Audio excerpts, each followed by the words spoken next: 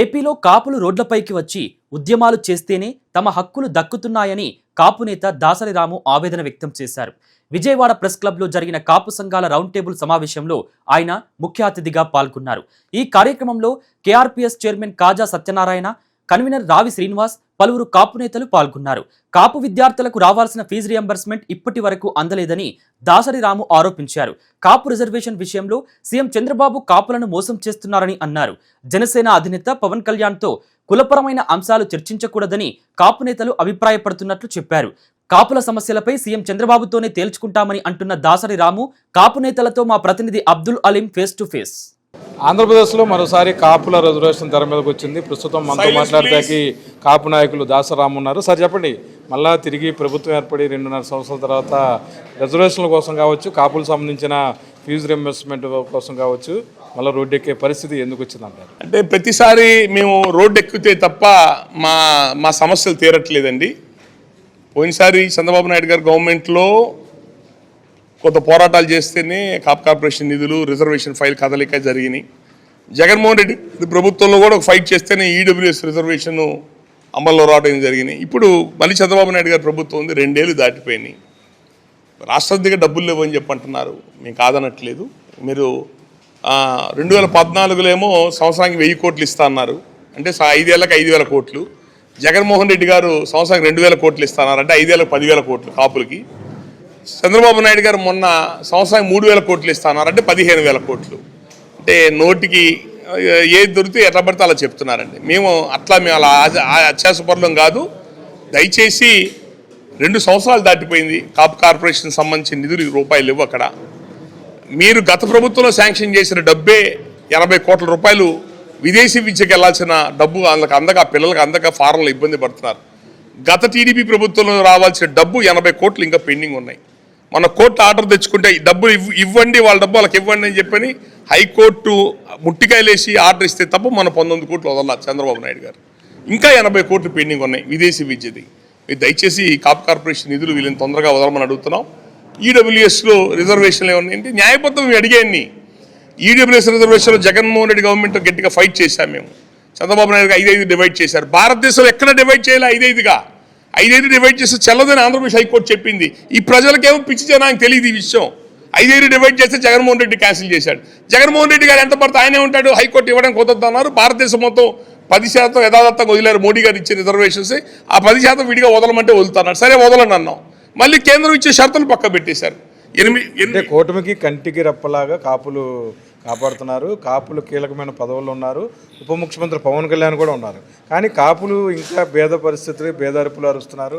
దాసరి రాము కొన్ని వర్గాలను పోగు చేసుకుని రచ్చెందుకు చేస్తున్నారు? భేద అరుపులు అంటే మా స్వతంత్రం వచ్చిన తర్వాత కాపులు ఎమ్మెల్యేలు మంత్రులు లేకుండా ఉన్నారండి. గతంలో డిప్యూటీ సీఎంలు లేకుండా ఉన్నారా? కాపుల యొక్క ఆర్థిక స్థితిగతులు ఏమైనా మారినాయా? ఎమ్మెల్యేలు మంత్రులు వాళ్ళు బాగుపడ్డారు, కానీ కాపులు ఏం బాగుపడ్డారండి? కాపుల్లో ఉన్న అత్యంత పేదవాళ్ళ వాళ్ళ యొక్క పేదరికం పోగొట్టుకోవడానికి మేము వాళ్ళకి ఇవ్వాల్సినవి ఇవ్వండి అని చెప్పని అడుగుతున్నాం. అవి ప్రభుత్వం ఆ బాధ్యత తీసుకుని, ఆ సామాజిక బాధ్యత తీసుకుంటేనే ఇప్పుడు బీసీఎస్సీ కులాలు అప్లిఫ్ట్ చేస్తేనే కదా ఈరోజు కొంచెం అభివృద్ధిలో చెందింది. అట్లాగే మాలో ఆ పేదరికం ఉంది. అది ఎమ్మెల్యేలో ఇంకెవరో ఉండటం వలన అభివృద్ధి రాదండి. పేద కులాలకు అభివృద్ధి రాదు. ఆ కులంలో ఎమ్మెల్యేలు ఉన్నంత మాత్రం కులం అంతా అభివృద్ధి ఎంత ఉందా? ఇప్పుడు నేను అడిగేది నేను వాస్తవాలు కదా. 2 ఏళ్ల నుంచి రూపాయి వదలలేదు. 19 కోట్లు పాత బకాయిల కింద హైకోర్టు ఆర్డర్స్ ప్రకారం ఇచ్చారు. 2 ఏళ్ళకి 6,000 కోట్లు రావాలా? 6 కోట్లు ఇవ్వాలని మీరు చిత్తశుద్ధి ఉంటే 60 కోట్లు ఇవ్వండి. మీ ఓపిక ఉంటే, కేంద్రం ప్రభుత్వం దగ్గర డబ్బులు లేకపోతే మేము అడుగుతుంది అది.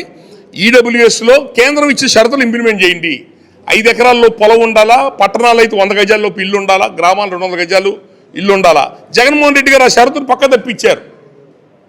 కేంద్రం ఇచ్చిన షరతుని ఇన్కమ్ ట్యాక్స్ ఒకటే పరిగణలో తీసుకున్నారు 8 లక్షలని. కేరళ గవర్నమెంట్ 8 లక్షలు 4 లక్షలు చేసింది. దయచేసి చంద్రబాబు నాయుడు గారిని ఈడబ్ల్యూఎస్ రిజర్వేషన్లో కూడా ఇన్కమ్ ట్యాక్స్ని 8 లక్షలు 4 లక్షలు చేయమని. కేంద్రం పేదవాళ్ళ కోసం పెట్టింది ఈడబ్ల్యూఎస్ రిజర్వేషన్ అగ్రకులాల పేదలకి. కాబట్టి భూమి తక్కువ ఉన్న వాళ్ళకి, ఇంటి స్థలాలు తక్కువ ఉన్న పేదలకే అవి అందేటట్టుగా చూడండి.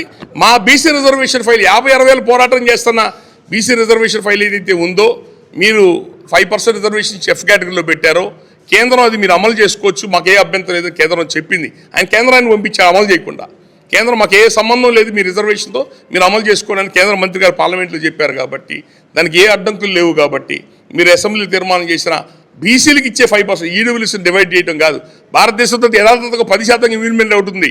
దాన్ని డివైడ్ చేస్తే ఆంధ్రప్రదేశ్ హైకోర్టు ఒప్పుకోలా. దయచేసి మీరు ఇచ్చే బీసీ రిజర్వేషన్ మీరు అమలు చేయగలిగితే మీరు చిత్తశుద్ధి ఉంటే అమలు చేయండి. సార్ ప్రభుత్వానికి ఫైనల్గా ఏం చెప్పదలుచుకుంటున్నారు? ఇందులో వేరేగా చెప్పేది ఏం లేదండి. మేము పోరాటాలు చేస్తే తప్ప మాకు రావాల్సిన హక్కులు రావట్లా. పోరాటాలు లేదండి.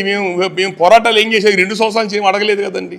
2 నెలల నుంచి అడగల. ఈ మధ్య మళ్ళీ 2 సంవత్సరాలు దాటిపోయిందని జనం అడుగుతున్నారు. మాకు ఏ రకమైన నిధులు ఉండట్లేదు అని చెప్పి అనటం వల్ల అన్ని పేద కులాలకు ఇచ్చే నిధుల్ని కాపులకు కూడా ఇచ్చి కాపులకి ఇన్ని వేల కోట్లు ఇచ్చామని చెప్తున్నారండి. అది కాదు. ముఖ్యమంత్రిని తప్ప ఇతరులను అడగనని మీరు అందా చెప్పారు. అవసరమైతే జనసేన అధినేతను కూడా మేము అడగము, ముఖ్యంగా ముఖ్యమంత్రిని అడుగుతూ ఉంటున్నారు. ఎందుకనంటే దానికి మెయిన్ బాధ్యత కలిగిన వ్యక్తి ముఖ్యమంత్రి గారే కదా, ఆయన్ని అడగాలి కదా. ఆయన ద్వారానే ప్రధాన నిర్ణయాలు ఉంటాయి కాబట్టి. అంటే మీ కాపు యొక్క సమస్యల గురించి మాట్లాడితే కుల పెద్దలు తిడుతున్నారు, కులపరంగా లాగుతున్నారు అంటున్నారు. మీ ఎక్కడ పడమంటారు ఆ బాధల్ని? అందుకని ఎదురుంటే ముఖ్యమంత్రి గారిని అడుగుతాం. మా సమస్యలు మా కష్టాలతో ఆయన్ని అడుగుతాం. కేఆర్పిఎస్ డిమాండ్ ఏంటంటే గౌరవ ముఖ్యమంత్రి నారా చంద్రబాబు నాయుడు గారు కాపులకి రిజర్వేషన్స్ ఇచ్చి న్యాయం చేస్తే కనుక ఖచ్చితంగా కేఆర్పిఎస్ మరో ఎంఆర్పిఎస్ మాదిరిగా టీడీపీ కూటమికి వెన్నుదన్నుగా లైఫ్ టైం నిలబడతాం. దాంట్లో ఏం అనుమానం లేదు. మాకు వైసీపీకి ఏ విధమైన సంబంధం లేదు. మేము కేవలం కాపుల ప్రయోజనాల కోసం మాత్రమే పనిచేస్తున్నాం. కాపుల ప్రయోజనాలు చంద్రబాబు నాయుడు వైసీపీకి ఓటు వేద్దని కోటి కరపత్రాలు పంచామని ఇందా మీరు చెప్పారు. పంచేవండి. మీకు 2023 నవంబర్ కాపు వనభోజనాల సందర్భంగా మొదలుపెట్టామండి. 2024 ఎలక్షన్ వరకు కూడా మేము ఈ కాపు ఐక్యవేదిక తరపున ఈ కరపత్రాలు పంచాం. చూడండి, కాపులు వైసీపీకి ఎందుకు ఓట్లు వేయాలి, ఎందుకు ఓటు వేయకూడదు, ఇది విశ్లేషణతో కూడిన కరపత్రం. ఈ కరపత్రం చదువుకుని వేయాలా వేయకూడదా అనేది వాళ్ళనే డిసైడ్ అవ్వమన్నాం. అంతే మేము వైసీపీకి సపోర్ట్ చేసామా సపోర్ట్ చేయలేదా అనేది మరి ఈ కరపత్రం చదివి చంద్రబాబు నాయుడు గారు నిర్ణయించుకోవాలి మేము ఏ పార్టీ అన్నది. ఇప్పుడు చంద్రబాబు నాయుడు కూడా మీరు అల్టిమేటం ఇస్తున్నారు కదా. ఖచ్చితంగా మాకు కాపులకి న్యాయం చేయకపోతే ఆ కరపత్రం ఇవ్వండి. కాపులకి న్యాయం చేయకపోతే గత 30 సంవత్సరాల నుంచి చంద్రబాబు నాయుడు గారు కాపులకి ఏ విధంగా ద్రోహం చేశారనేది ఈ కరపత్రాన్ని కూడా మేము గుమ్మానికి పనిచేస్తాం. ఏం అనుమానం ఏమి లేదు. గ్యారంటీగా పనిచేస్తాం. ఎందుకంటే మాకు కాపుల ప్రయోజనాలు ముఖ్యం. మాకు పార్టీలతో సంబంధం లేదు. మేము ఏ పార్టీ కాదు. మేము 30 సంవత్సరాల నుంచి కాపుల కోసమే పనిచేస్తాం. భవిష్యత్తులో కూడా కాపుల కోసమే పనిచేస్తాం. ఆంధ్రప్రదేశ్ గౌరవ ముఖ్యమంత్రి నారా చంద్రబాబు నాయుడు గారు కాపుల్ని 3 దశాబ్దాల కాలంగా మోసం చేస్తున్నారు, దగా చేస్తున్నారు, మాకు ద్రోహం చేశారు. మాకేమీ న్యాయం చేయలేదు చంద్రబాబు నాయుడు గారు. ఈ ద్రోహం, దగా, నయవంచన, మోసం మీద మేము కరపత్రం రిలీజ్ చేసాం. ఈ కరపత్రం మేము మీడియా సమక్షంలో చర్చకు వస్తామని చెప్పి చంద్రబాబు నాయుడు గారికి మేము ఈ కరపత్రం వారి మెయిల్కి కూడా పంపించాం. సీఎం గారి మెయిల్లో ఈ కరపత్రం ఉంది. మేమే దాపరకులు ఇంటెలిజెన్స్ డిపార్ట్మెంట్ అందరి దగ్గర ఉంది. సిఎస్ గారు మెయిల్లో ఉంది. మేము కోరేది ఏంటంటే ఈ కరపత్రంలో ఏదైనా తప్పు ఉంటే చట్ట ప్రకారం మా మీద చర్యలు తీసుకోవచ్చు. దానికి కూడా మేము సిద్ధపడి ఉన్నాం. నా పేరు కాజా సత్యనారాయణ అండి, టీఆర్పీఎస్ చైర్మన్. మేమేం కాపులేం గొంతమ్మ కోరికలు కోరట్లేదండి. సమాజంలో 4 వంతులు పైగా ఉన్న మెజారిటీ కులమైనటువంటి కాపులుగా కాకపోయినా సరే సమాజంలో మెజారిటీ పర్సన్స్గా మాకు కూడా సామాజిక న్యాయం జరగాల్సిందండి. కాబట్టి మేము మేనిఫెస్టో బేస్ చేసుకొని వారు ఏవైతే హామీలు ఇచ్చారో అవి మాత్రమే మేము అడుగుతున్నామండి అమలు చేయమని. అవి గుర్తు చేస్తున్నాం. అది కూడా 2 సంవత్సరాలు పైన సమయం ఇచ్చాం, అర్థం చేసుకున్నాం. కాపులు పెద్దన పాత్ర వహించి గెలిపించండి అంటే మేము కొమ్ము కాసి మెజారిటీతో గెలిపించాం. కాబట్టి మేము ఏర్పరచుకున్న మా ప్రభుత్వం మా బాధలు పట్టించుకోకపోతే మేము ఎవరితో చెప్పుకోవాలి చెప్పండి. అందుకే చెప్పండి సీనియర్ కాపు నేతగా గతంలో ప్రభుత్వానికి వ్యతిరేకంగా పనిచేశారు, ప్రభుత్వానికి మద్దతుగా కూడా ఇచ్చిన పరిస్థితి ఉంది. మళ్ళీ 2 సంవత్సరాల్లో ప్రభుత్వం మీద ఎందుకని ఇటువంటి పరిస్థితి వచ్చిందంట? మా కోరికలు అనేవి గత 56 సంవత్సరాల నుంచి కూడా తీరట్లేదు సార్. ఎందుకంటే ఇప్పుడు మా కేఆర్పిఎస్ వర్కింగ్ చైర్మన్ అలాగే కరీంనగర్ గారు చెప్పిన విధంగా ఇప్పుడు మా పెద్దలందరూ చెప్పారు. మాకు చాలా ఈ ఏ ప్రభుత్వమైనా ఒకటేలా ఉంది. అయితే మేము ప్రతి ప్రభుత్వంలో కూడా పోరాడుతున్నాం. అందరూ అన్నట్టు తెలుగుదేశం ప్రభుత్వం వస్తేనే వీళ్ళ నోర్లు వస్తాయి కదా అని అనుకోవద్దు. ఇప్పుడు ఎక్కడైనప్పుడు మాకు జనసేన అధినేత కీలకంగా ఉన్నా సరే కాపులు ఇలాగే ప్రతి చోట మీడియా సమావేశాలు ఎందుకు పెడుతున్నారు అనేది అర్థం కానిపిస్తుంది.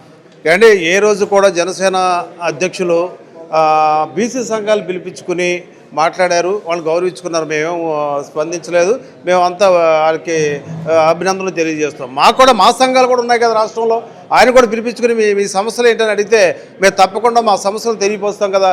మేము ఆయన దగ్గరికి వెళ్ళటానికి కూడా వాళ్ళు పిలిపిస్తే వెళ్తాం తప్ప మేము వెళ్ళటానికి మా మనసాక్షి ఒప్పుకోదు. అంటే కూటమికి కంటికి రెప్పలా కాపాడేది ప్రస్తుతం కాపులే కదా. కంటికి రెప్పలా కాపాడుతున్నాం, కానీ ఆ కంటిలోనే మా కారం జల్లుతున్నారు.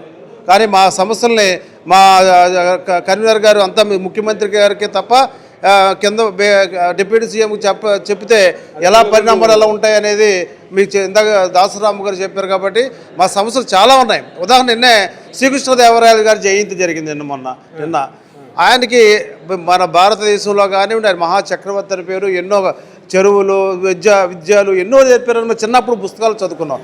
కానీ అటువంటి మహానుభావునికి ఓ జయంతి కార్యక్రమం కూడా చేయలేని దుస్థితి మరి ఈ తెలుగుదేశం ప్రభుత్వంలో ఉంది. ఎంతోమంది స్వాతంత్ర సమరయోధులు మా కమ్యూనిటీలో పుట్టారు, వాటికి ఎటువంటి గౌరవాలు మర్యాదలు లేవు.